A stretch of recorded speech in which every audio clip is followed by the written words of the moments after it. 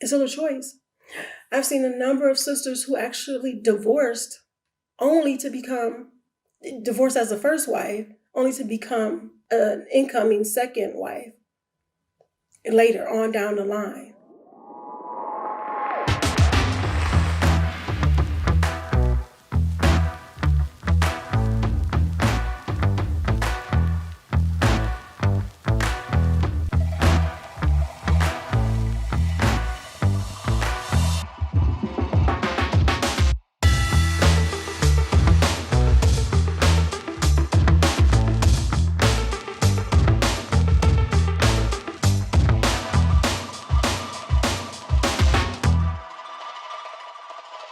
Assalamu alaikum, peace. It's your coach, Coach Nyla, one of the founders of Outstanding Personal Relationships, as well as co-author of the book, Let's Talk Polygyny Uncensored.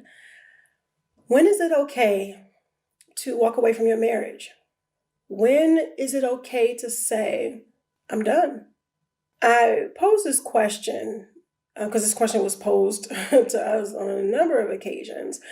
And I remember having those same thoughts in my marriage, in a failed monogamous marriage, as well as in my marriage in polygyny, to Coach Nazir.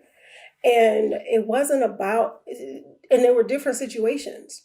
So when do you say, I'm done? When do you say, I can't do this anymore? Now, the difference when it came to polygyny was that my thoughts of walking away, of calling it quits, of saying I'm done, didn't have anything to do with our marriage. It didn't.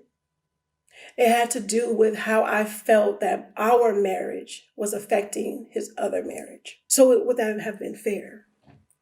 Would that have been okay?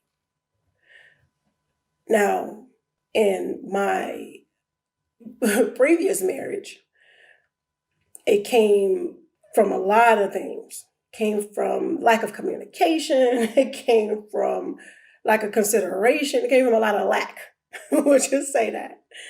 A lot of lack. I mean, it wasn't the greatest.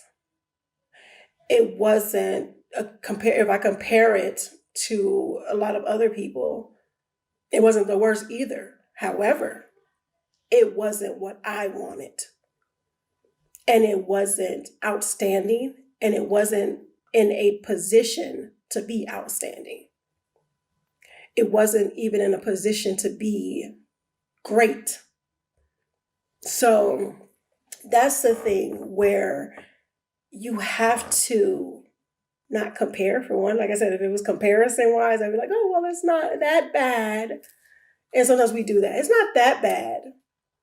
We usually say it's not that bad. Usually bad is that bad is that caveat. Bad is that word that's still lingering out there. So if it's not that bad, then it's bad, but not that bad. So that's the one thing when it's about minding your marriage. When is it okay to walk away? A lot of it comes from minding your marriage. It comes from saying that, are we at a standstill, a stalemate? I can't tell people what to do, when to do it, how to do it. I will give you some best practices. I will give you some tips. I will give you some anecdotes. I will give you some stories. However, I did a video, a number of videos that I've done. I speak on choice. I speak on being intentional.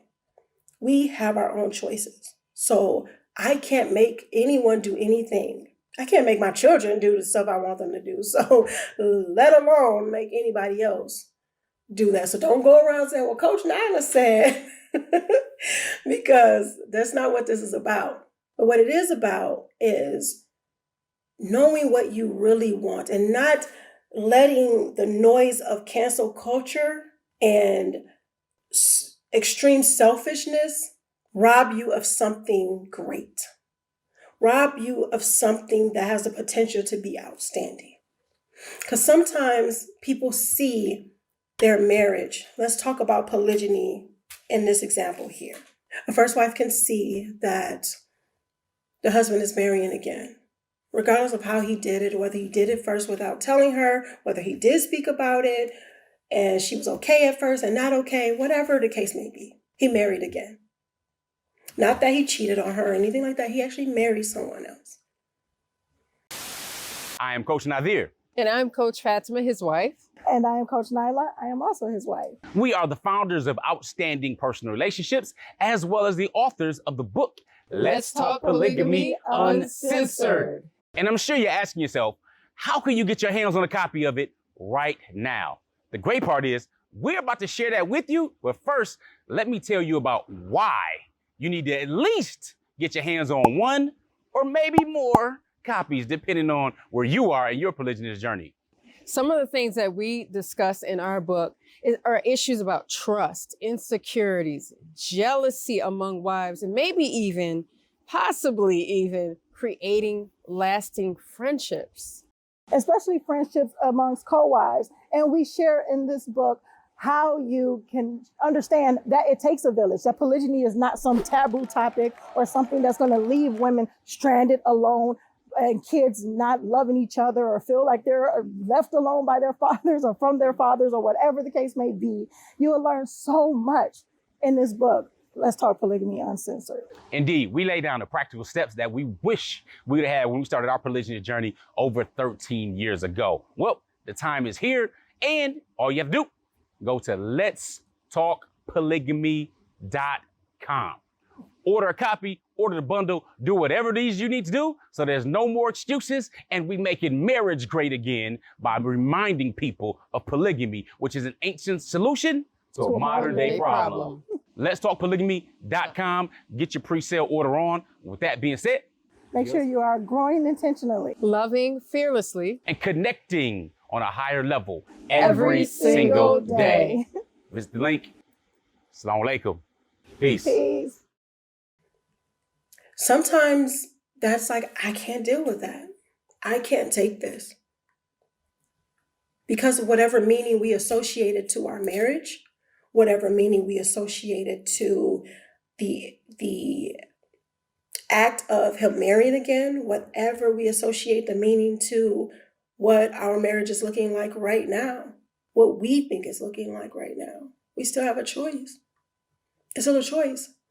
I've seen a number of sisters who actually divorced only to become, divorced as a first wife, only to become an incoming second wife later on down the line.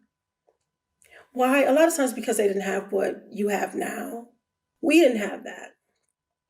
In our first years, our first chapters of polygyny, we didn't have the coaches or the information that stated that this is what it can actually look like emotionally.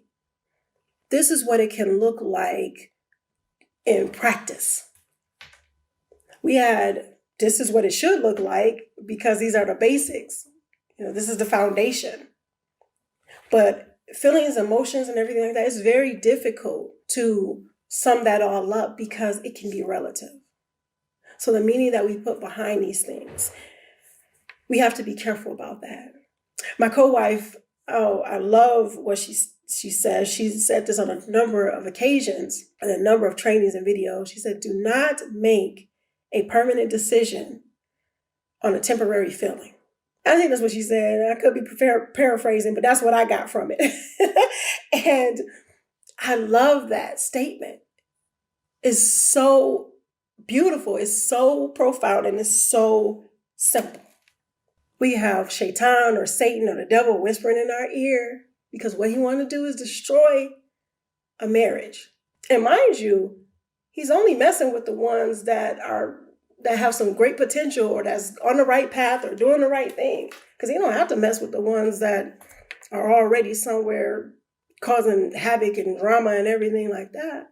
So it can sound all great in the moment. But if you're not sitting back and saying, what does that look like in the future? What does this temporary situation right here is going to look like? If I make a permanent decision on this right here, is this temporary or is this what my life is going to be like for the long haul? Can we communicate? Have we communicated? Did I do my due diligence? Did I do my part? Because that's what we can focus on, my part. Can we do that? I mean, did we do that? If the answer is no, then it's about pulling out all the stops if it's worth it. That's what I did in my first marriage. I tried to communicate. I tried. We're going to say, oh, I tried this, tried that, didn't work, tried this, didn't work, tried that again. It didn't work. I said, you know what? I got to think about the bigger picture. I got to think about my children. I got to think about what the future is to be for them. Because I also did a video about we stayed for the children and now we cause some damage type of thing. That can totally happen. And I know people have this issue, this big issue with divorce. And for good reason. You know, you want to stay together. You want things to work. But if it's not working, if you're at a stalemate, if there's no trying, if it's no growth, you gotta sit there and come to the crossroads and say, where do we go from here?